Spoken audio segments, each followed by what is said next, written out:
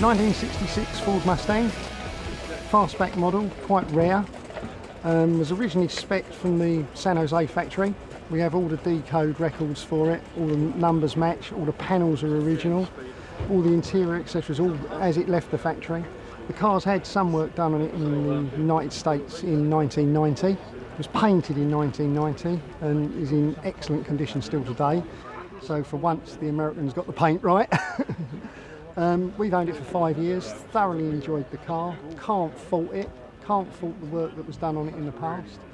It's one of those cars you can just go out to the garage, take the cover off, fire it up, go out and enjoy it, put it back in the garage, leave it for 5-6 weeks, go back, enjoy it again. Unfortunately we need the space that it occupies now more than we need the car. And our daughter's about to finish university as a photographer, so she needs the air-conditioned garage it lives in as a studio. So I'd rather she has it now rather than when we pass away. And the last thing I want to be doing with that car is leaving it outside in the damp.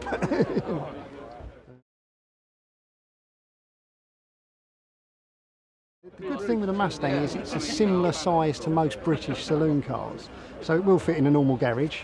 You can get it in one of our extremely small parking spaces at Tesco's, unlike a lot of the bigger Chevrolets and so on. You quite happily drive it, and you find the clutch a little heavy in it, but it's okay. And it's one of those cars that I would actually drive that anywhere. You know, I'm so confident in it. Parts availability is fantastic from America. Yes, you pay for it, but at the end of the day, if you want it, that's the price you pay, isn't it? Like, unfortunately, our import duties are usually more than the part. but no, very, very pleased with it.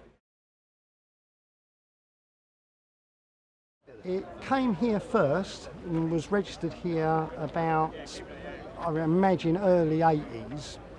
Then it went off to Ireland for a little while. Then it came back again. Then it went off again, back to Ireland, funnily enough. And I'd looked at dozens and dozens of cars before we bought this car. And it was one of those cars I kept thinking, I should really go and look at that car in Ireland, you know. And when I did, I bought it. And then we brought it back. Registration was easy because it's been on an English plate. We have the plates, although we don't own them, we know what the registration numbers were. So we've got the history from when it came to the UK, back to Ireland, UK, back to Ireland. And the history file is extensive. It's got bills going right back into the 80s for works that have been done at the car, engine rebuilds, etc. So it's a straight, genuine car.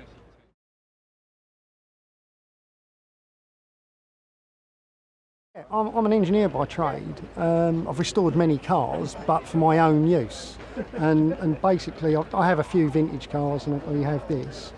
And I always saw them as a pension fund. You know, nice collection, but enjoy them. Cars are for driving.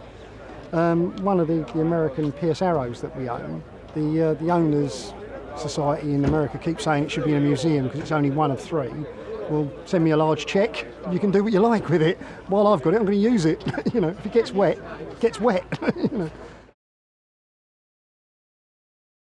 I've been coming to Beaulieu for many, many years. Originally as a visitor, obviously to the museum, etc., but to the Autojumbles. And you know, the old thing about if you can find it at Beaulieu, it's probably the only place you're going to find it. Then a few years ago, we decided to sell some of the cars we had, and we came to a couple of the spring and the September Autojumbles, and had good success. Okay, you know, we've had a recession. Times change. We've come a couple of times and not sold a car, but if you don't bring it, well, you don't know, and you only want that one person out of however many thousands come through the door. But no, Beaulieu as a whole is, you know, you need a weekend to walk around it if you're going to walk around it. I've bought things like vintage cameras, all sorts of things here that, you know, you haven't come necessarily to buy that part, and you don't know you want it till you see it. And our daughter, I mean, she's 20 now, but she used to come when she was 5 or 6, and Dad's buying more rusty parts. As I used to explain to her, it's the fact that you know what the rusty part is, and hopefully the guy who's selling it doesn't.